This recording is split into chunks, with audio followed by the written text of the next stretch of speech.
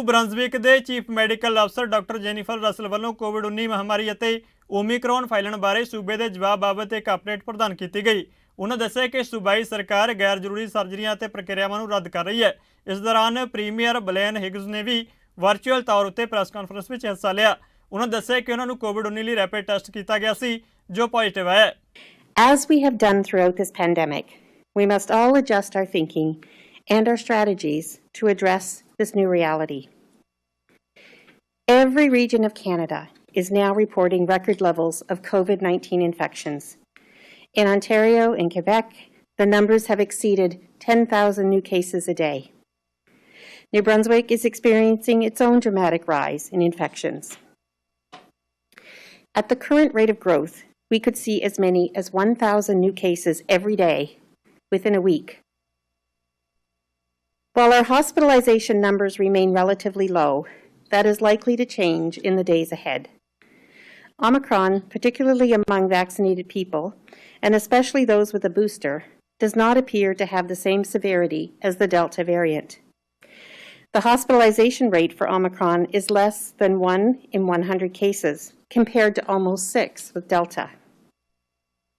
That doesn't sound like much of a problem until you factor in how quickly Omicron spreads.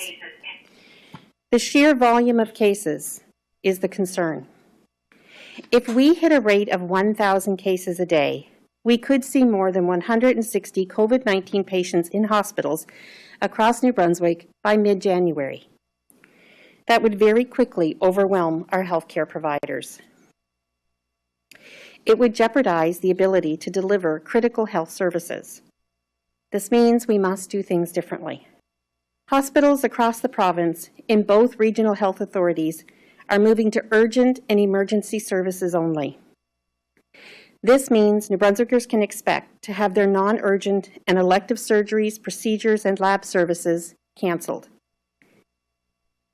I understand the impact that this will have on many patients who are waiting for surgeries or diagnostic tests, and I share my sympathies with the patients and families who will be affected by this necessary change.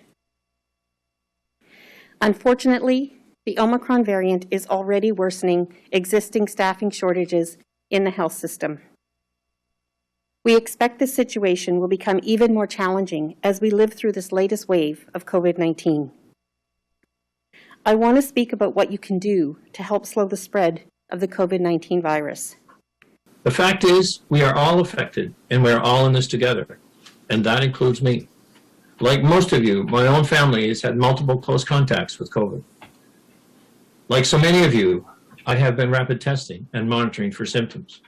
Several days ago, I came down with a cold, what seemed to be cold symptoms in any way. Wednesday morning, I did a test, and it came back positive, and I'll now be getting a PCR test. My family and I are now isolating, and we're all doing well. I have a bit of a cough, I have a sore throat, some head congestion, and the symptoms are very much like having a cold. But having said all this, I'm thinking how fortunate that we are and how blessed we are in this province to have access to vaccines.